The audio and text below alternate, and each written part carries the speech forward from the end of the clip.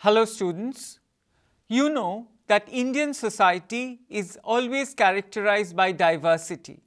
On top of that, there are various structural inequalities as a result of which major segments of the population face the problem of social exclusion, and that brings the necessity of reservation. The historical background of reservation takes us to William Hunter and Jyotirao Phule in 1882, who originally conceived the idea of caste-based reservation. The reservation system that exists in India today was introduced in 1933 when British Prime Minister Ramsay MacDonald presented the Communal Award. The award made provision for separate electorates for Muslims, Sikhs, Indian Christians, Anglo-Indians, Europeans and the Dalits. After long negotiations, Gandhi and Ambedkar signed the Pune Pact, where it was decided that there would be a single Hindu electorate with certain reservations in it. After independence, initially reservations were provided only for the scheduled castes and the scheduled tribes. In the exercise of the powers conferred by Article 340 of the Constitution, the President appointed a backward class commission in December 1978 under the chairmanship of B.P. Mondal. The commission was formed to determine the criteria for defining India's socially and educationally backward classes and to recommend steps to be taken for the advancement of those classes. The Mondal Commission concluded that India's population consisted of approximately 52% OBCs, therefore 27% government jobs should be reserved for them. The Commission has developed 11 indicators of social, educational and economic backwardness. Apart from identifying backward classes among Hindus, the Commission has also identified backward classes among non-Hindus like the Muslims, the Sikhs, the Christians and the Buddhists. It has generated an All India Other Backward Classes list of 3743 castes and a more underprivileged depressed backward classes list of 2108 castes. The Supreme Court's intervention in the matter is important. In the Indra Soni case of 1992, the Supreme Court, while upholding the 27% quota for backward classes, struck down the government notification reserving 10% government jobs for economically backward classes among the higher castes. The Supreme Court in the same case also upheld the principle that the combined reservation beneficiaries should not exceed 50% of India's population. The concept of creamy layer also gained currency through this judgment and provision that reservation for backward classes should be confined to initial appointments only and not extend to promotions. Recently, the Constitutional Act of 2019 has provided 10% reservation in government jobs and educational institutions for the economically backward classes in the reserved category. The Act amends Articles 15 and 16 of the Constitution by adding clauses empowering the government to provide reservation on the basis of economic backwardness. So what is the present context of reservation? Indian society, as I mentioned, is characterized by diversity. On top of that, there are structural inequalities based along the lines of caste and ethnicity. Although every caste except those at the top of the caste hierarchy, suffers from unequal and hierarchical assignment of rights, it is the untouchable castes which have suffered the most, and they are referred to as the scheduled castes and the scheduled tribes. Historically, they were denied the right to property, business, education and all civil, cultural and religious rights except manual labor and service to castes above them. Untouchables also suffer from residential segregation and social isolation. Another source of exclusion is linked with ethnic identity, from which groups like the Adivasis, referred to officially as the scheduled tribes, suffer.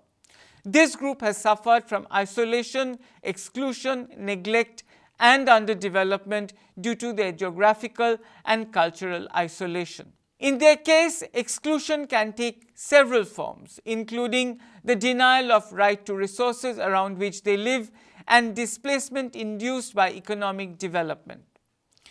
In 2001, the scheduled castes accounted for around 17% of the Indian population, while the scheduled tribes accounted for around 8%. Or together, about 1/5 of India's population, about 250 million people. In general, both scheduled castes and scheduled tribes have lower ownership of capital assets, are more likely to depend on casual wage labor, they are less educated, and suffer from high degrees of poverty and child mortality. So what has been the approach of the Indian government towards these segments of the population? The approach has been shaped by two key provisions in the country's constitution adopted in 1950. These are the twin principles of non-discrimination and equal opportunity, and the empowerment of the state to take steps to ensure non-discrimination and equal opportunity in practice. The approach has involved three elements: legal and other safeguards against discrimination, proactive measures in the state and state-supported sector in the form of reservation policy, which we are going to talk about extensively, and informal affirmative action in agriculture and private industry as part of general development and empowerment measures. So what is the rationale behind reservation? The age-old caste system of India is responsible for the origination of the reservation system in the country. In simple terms, it is about facilitating access to seats in the government jobs, educational institutions, and even legislatures to certain sections of the population. These sections have faced historical injustice due to their caste identity. As a quota-based affirmative action, the reservation can also be seen as positive discrimination. In India, it is governed by government policies backed by the Indian Constitution.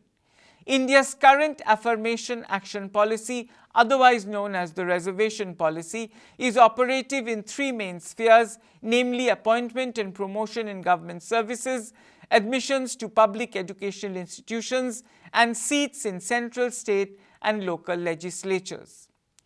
So what are the constitutional provisions which govern reservation in India? Part 16 deals with reservation of scheduled castes and scheduled tribes in central and state legislatures. Articles 15 Clause 4 and 16 Clause 4 of the Constitution enable the state and central governments to reserve seats in government services for the members of the scheduled castes and scheduled tribes. The Constitution was amended by the Constitution Amendment Act of 1995, and a new clause was inserted in Article 16 to enable the government to provide reservation in promotion. Later, Clause 4A was modified by the Constitution by the 85th Amendment Act to provide consequential seniority to scheduled caste and scheduled tribe candidates promoted by giving reservation.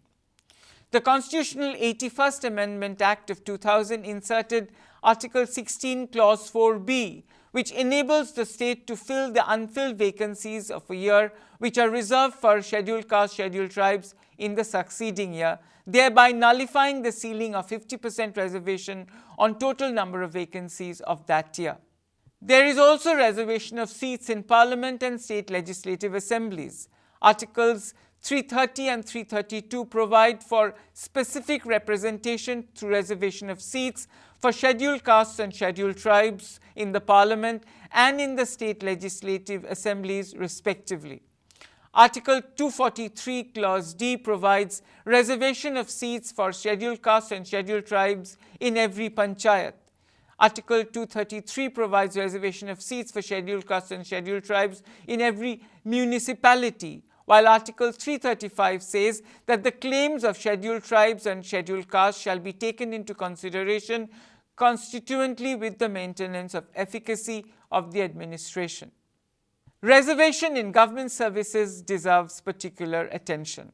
The most important aspect, in fact, of the reservation policy is that relating to government services, Article 16, Clause 4 of the Constitution empowers the state to make any provision for the reservation in appointments or posts in favour of backward classes of citizens, and provision for reservation in matters of promotion to any class or classes of posts in the services under the state in favour of the scheduled castes and scheduled tribes. In pursuing this provision, the government made reservation for scheduled castes and scheduled tribes in proportion to their share of the population. There are also reservations in the promotion of employed persons. The government service included are the government civil service, public sector undertakings, statutory and semi-government bodies and voluntary agencies which are under the control of the government or receiving grant in aid. At the central level, some services are however excluded from the reservation policy, and these include most prominently the defence and the judiciary. Reservation in education is also important to consider. Article 15, Clause 4 of the Constitution empowers the state to make special provisions for the educational advancement of scheduled castes and scheduled tribes. In pursuing this provision, the state reserves places for scheduled castes and scheduled tribe students in educational institutions, including all colleges run by the central or the state governments and all government-aided educational institutions. This is supported by a number of financial schemes, including scholarships, special hostels for scheduled castes and scheduled tribe students, concessions in matters of fees, grants for books, and educational coaching. The third most important sphere of the reservation policy relates to representation in central and state legislatures. Under Articles 330, 332 and 334 of the Constitution, seats are reserved for scheduled castes and scheduled tribes in the central legislatures and state legislatures.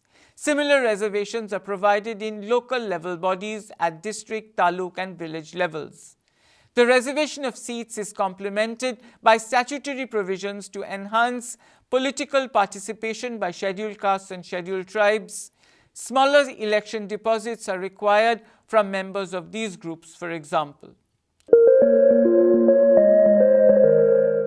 Why is reservation important and why is it necessary in India even after so many years of independence? First, to correct the historical injustice faced by backward castes in the country.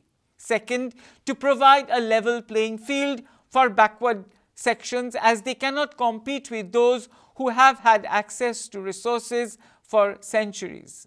Third, to ensure adequate representation of backward classes in the services under the state.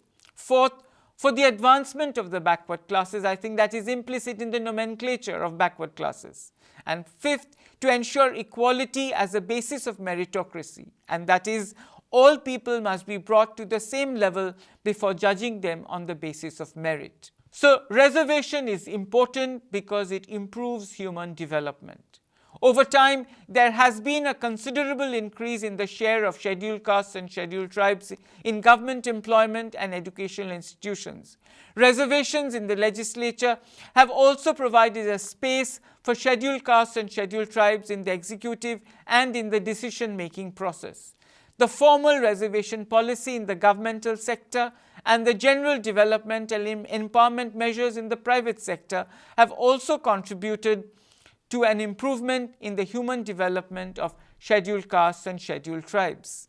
But there are problems in the reservation policy which need to be addressed. First, the success of the policy has been uneven across sectors and departments. Second, the policy is limited to the government sector, while more than 90% of scheduled castes and scheduled tribe workers are employed in the private sector. Finally, despite the improvement in human development among scheduled castes and scheduled tribes, disparities in attainment with non-scheduled castes and non-scheduled tribes persist even to this day. This indicates that addressing social exclusion is often a far more difficult challenge than addressing challenges like poverty in India. So what are the reasons for frustration? Reservation in state services led to divisions and enmity among government employees, vitiating the atmosphere at the workplace. Caste-based reservation only perpetuates the notion of caste in society rather than eradicating it. These are some of the apprehensions and misgivings that many people have about the reservation policy in India. They also believe that reservations was introduced to ensure that historically underprivileged communities were given equal access to resources. But irrespective of the economic progress, they continue to remain socially disadvantaged. Reservation destroys self-respect, so much so that competition is no longer necessary to determine the best. Reservations are the biggest enemy of meritocracy, which is the foundation of any progressive country. It has become a tool to meet narrow political ends through invoking class loyalties and primordial loyalties. The dominant and elite class within the backward caste has appropriated the benefits of reservation, and the most marginalized within the backward caste have remained marginalized. In other words, the benefits of reservation don't seem to have accrued to those for whom it was really intended. Reservation has therefore become the mechanism of exclusion rather than inclusion, as many upper caste poors are also facing discrimination and injustice, which breeds frustration in society. Reservation is increasingly seen as a remedy for the adverse effects of ill-thought-out developmental policies. In developed states like Haryana, Gujarat and Maharashtra, in spite of their economies being relatively better compared to some of the other states in India, three things have been worrying the people: acute agrarian distress, stagnation in employment growth, and distortions in the developmental trajectory. In this backdrop, for governments, it is easier to talk of reservation than to make a course correction. Increasing reservation demands among upper castes are also arising from the fear of losing privilege and the inability to cope with change. Upper castes have therefore begun to feel disadvantaged, especially in the context of government jobs, as they don't get similar advantages like backward classes. And that is why the upper castes seem to be complaining that reservation is basically amounting to reverse discrimination. So there are important suggestions which have been put forward regarding reservation.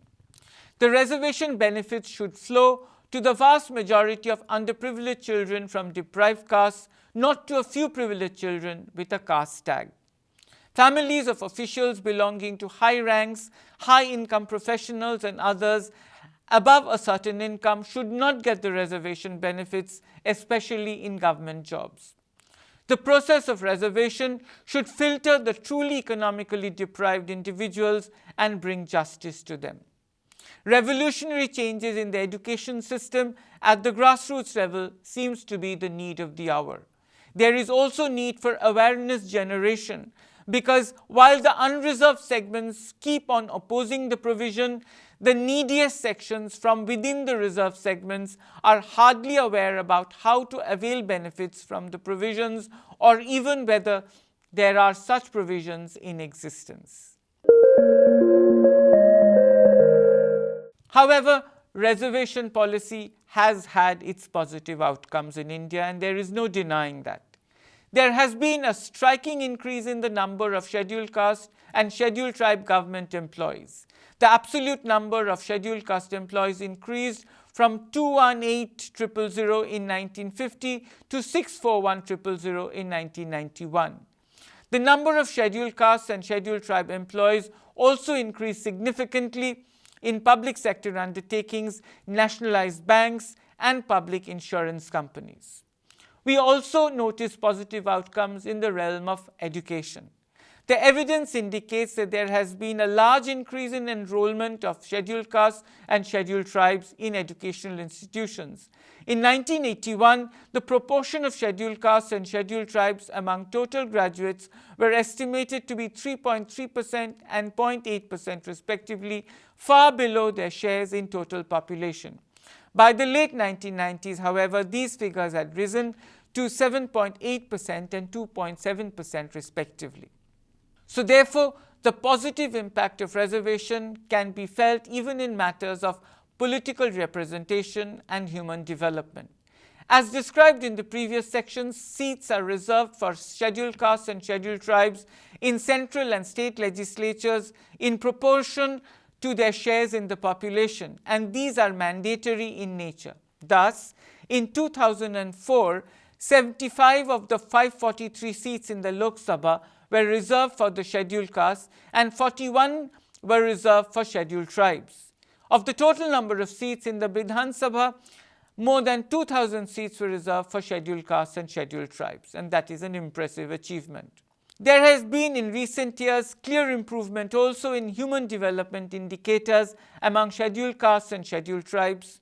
Between 1983-84 and 1999-2000, for example, monthly per capita consumption expenditure and literacy rates among scheduled castes and scheduled tribes both increased, while the incidence of poverty unmistakably fell. Therefore, one needs to think through some of the implementation issues when it comes to the reservation policy in India.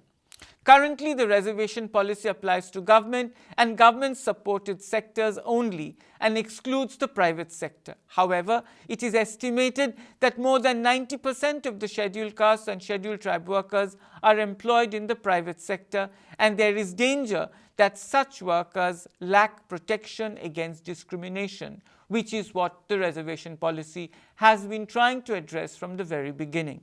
Similarly, all private educational institutions are also excluded from the reservation policy.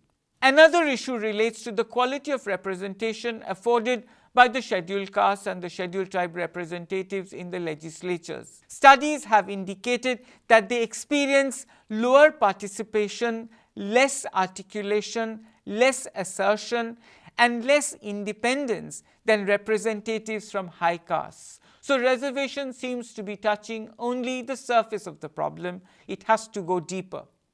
It has been argued that scheduled castes and scheduled tribe representatives from reserved constituencies are limited in their ability to represent their group interests because the constituencies are still made up overwhelmingly of non-members of their groups. There is also the question of the access to justice when it comes to these marginalized sections. An issue relates to the access of scheduled castes and scheduled tribes to the institutions of justice in seeking protection against discrimination. Studies indicate that scheduled castes and scheduled tribes are generally faced with unsurmountable obstacles in their efforts to seek justice in the event of discrimination. Do they have remedies?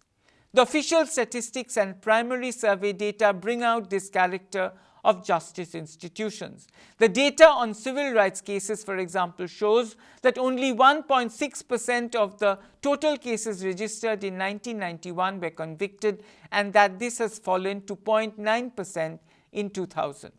A study in Andhra Pradesh of the reasons for low conviction observed negligence and collusion at the stage of registration, charge sheeting and investigation, in seeking justice before the law in the court, and also in giving compensation. There is also the important question of time limits. Reservations in political representation are accompanied by a time limit. They were initially provided for a 10-year period with a provision for extension every 10 years. By contrast, in the areas of government services and education, it is left to the government to use reservations up to the point where it is considered that discrimination against scheduled castes and scheduled tribes is no longer a major problem. There is, however, a minority view which expresses concern about the extension of reservation policies without a time limit.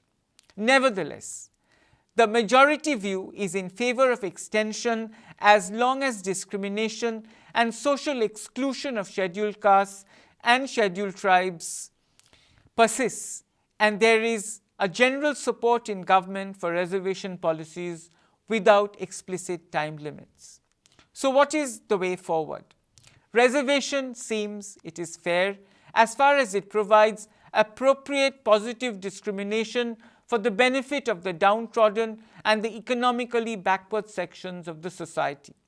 But when it tends to harm the society and ensure privileges to some at the cost of others for narrow political ends, it should be done away with as soon as possible. In other words, the whole purpose of reservation should not turn into a dysfunction. The communities excluded from reservations harbor animosity and prejudice against the castes included in the reservation category, and that is not a desirable situation. So, we conclude that when more people aspire for backwardness rather than for forwardness, the country reaches a state of stagnation. It seems that reservation should not be allowed to work at cross purposes. Meritocracy should not be polluted by injecting relaxation of entry barriers. Rather, what should be encouraged is offering financial aid to the underprivileged. A strong political will is indispensable to find equilibrium between justice to the backwards, equity for the forwards, and efficiency for the entire system. Of course, as long as major segments of the population live in deprivation and misery without access to adequate resources and job opportunities, the logic of reservation cannot be questioned. But reservation should be directed where it is required, and that would require prudent political action and vigilance on part of the government through and through. Thank you.